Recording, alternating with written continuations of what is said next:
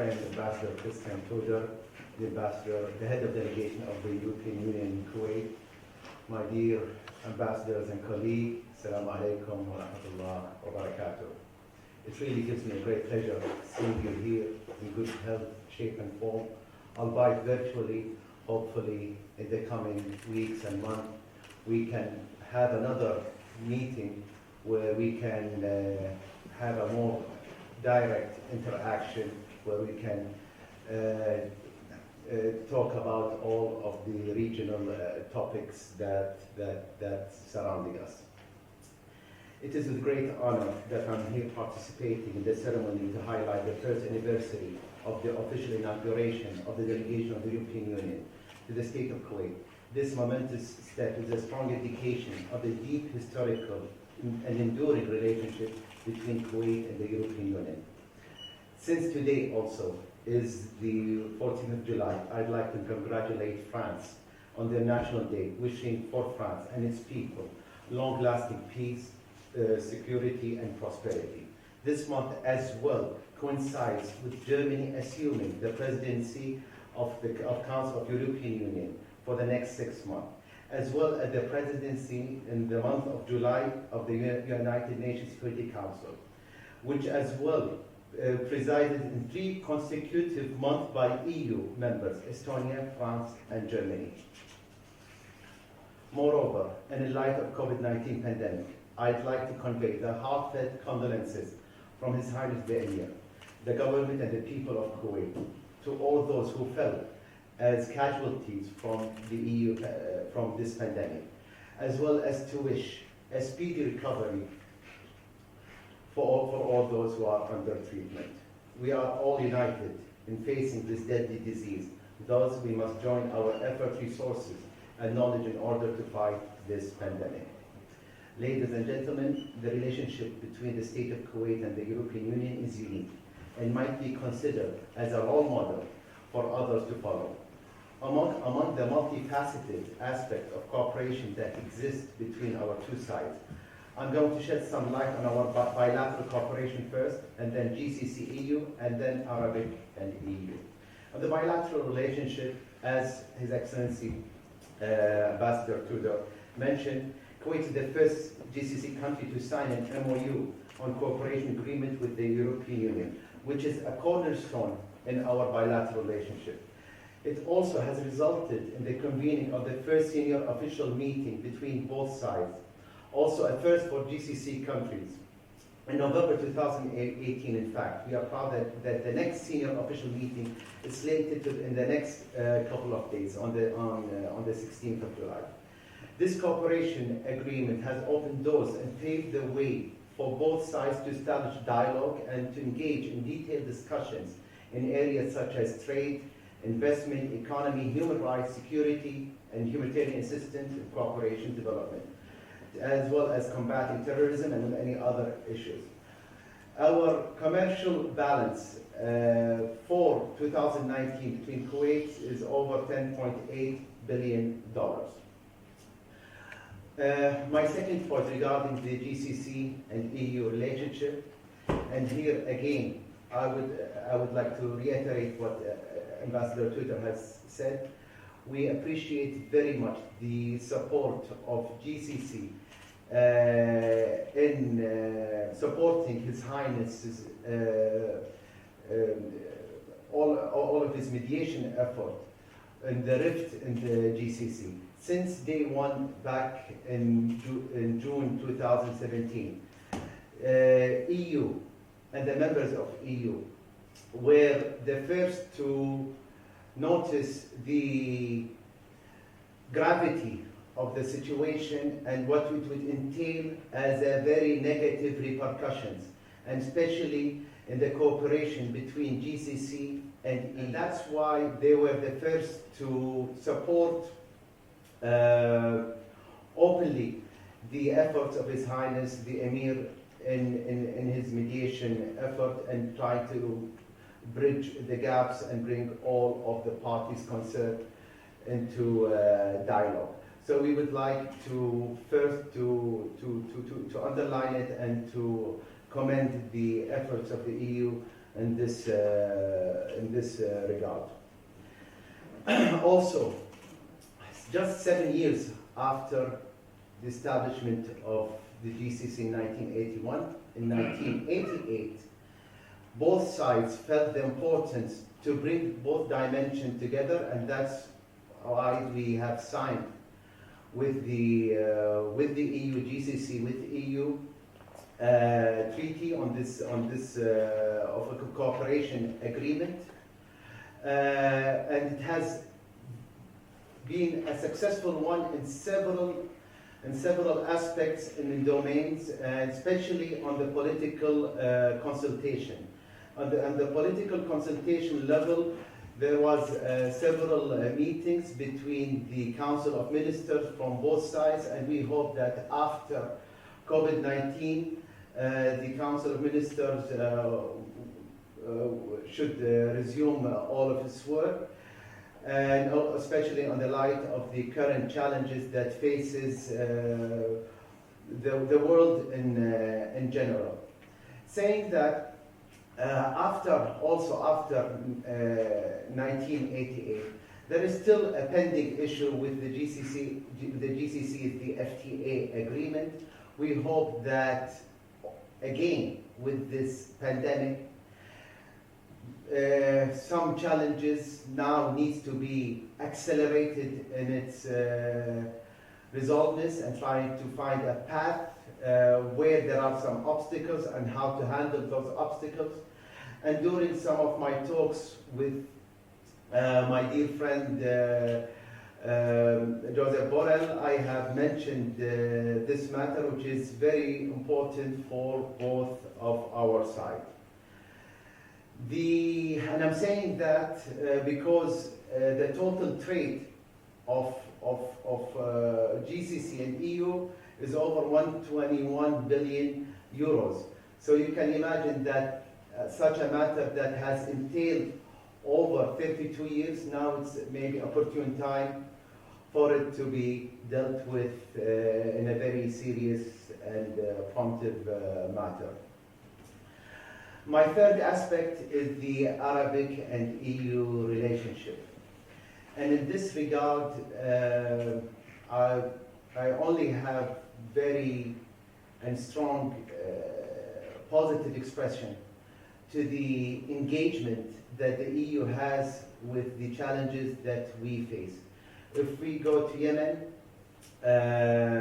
the EU was and is very positively engaged in Yemen and helped very much to divert the humanitarian situation, the drastic humanitarian situation in Yemen, and also for the advancement on the political track in Yemen, with less on the military track as well. It is very important to support the UN Special Envoy. Yesterday there was a fallback in the political track, but I urge all of you again to exercise all of your leverage and conviction for all parties concerned, to just go and to follow the path for the resumption of the peace talks in Yemen, and for a signature for a cessation of hostilities in all of Yemeni territories. In Syria as well, Kuwait and the European Union have contributed, co-organized, co-presided in Brussels back in 2017 Syrian Donors Conference. As a matter of fact, since 2013, when we first held our first Syria Donors Conference, the EU and EU's members were very much present and have pledged very graciously and generously. And also with the political process as well. Now, since all of us have double facet of donors fatigue, but also with a COVID-19 fatigue, we think that now it is the opportune time to put more pressure on the political process as well. The Constitutional Committee haven't met yet for its third round, and the EU has lots of dialogue with all parties concerned, so we here in Kuwait urge you to exercise more pressure for the political track to resume, as it is the long-lasting formula for peace in Yemen rather than continuation with the humanitarian track. Kuwait will continue in the humanitarian track, but we would like to emphasize on the political process based on Geneva 1 according to resolution 2254. If we move, Your Excellency, from Syria to another turbulent point, which is Libya, as EU and also members of EU, we remember all of the events and conferences either in Berlin or in Roma, which has led to resolution 2510. All of the agreement that has been done will be futile if there is no follow-up and a compliance by all parties involved with all of those understanding. And here we commend EU's involvement and participation and its resolveness in implementing international law in this regard and preventing Libya to succumb further into chaos. I go back now to the main point where EU and EU member has a firm stance, which is the peace process and rejection of any unilateral steps in this regard that would jeopardize any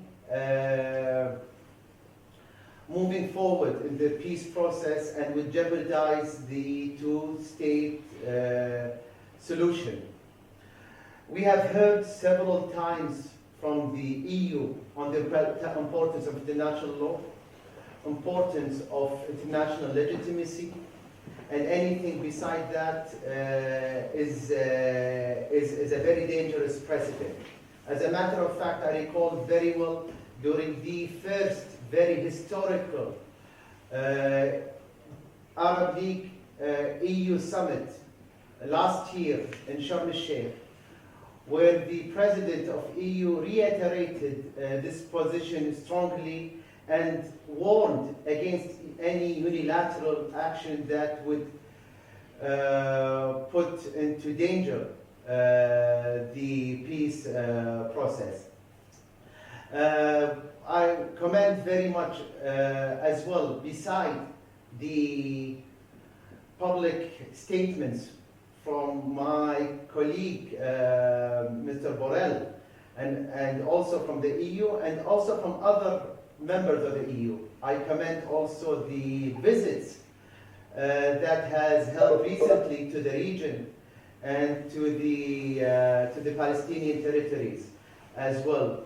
I recall very much my call last week with my colleague, the German Foreign Ministry. The engagement of EU in the peace process, it is one which is now kindling the light and not letting it to be extinguished. So it's very important, your role there, and we have just held recently a small group meeting of Arab foreign ministers, and we have commended the role of EU and the role of the Quartet, and now we are in the process of the GCC, the Arab League Secretariat, to be in touch with EU to have a meeting for the refusal of the announcement of further annexation in the Palestinian territories. I'm really too sorry to take lots of time on this matter, but again, because the relationship has lots of poles and it's multi-faceted, as I have mentioned. But I would like that on a final note, as we celebrate this important milestone, the first anniversary of this delegation, I truly would hope that next year we would also celebrate adding Kuwait's name to the European Commission list of countries whose citizens are exempted from Schengen's visa.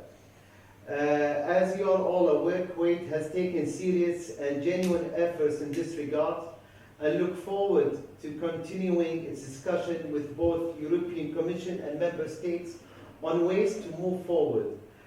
The unwavering support of the friendly embassies of Member States in Kuwait are paramount in achieving this goal.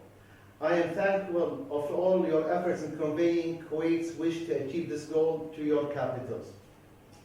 Kindly allow me to reiterate to you all the Kuwait's commitment and wish to further develop and enhance our relationship in each and every aspect with EU, but also with each and every country and member state. Thank you all.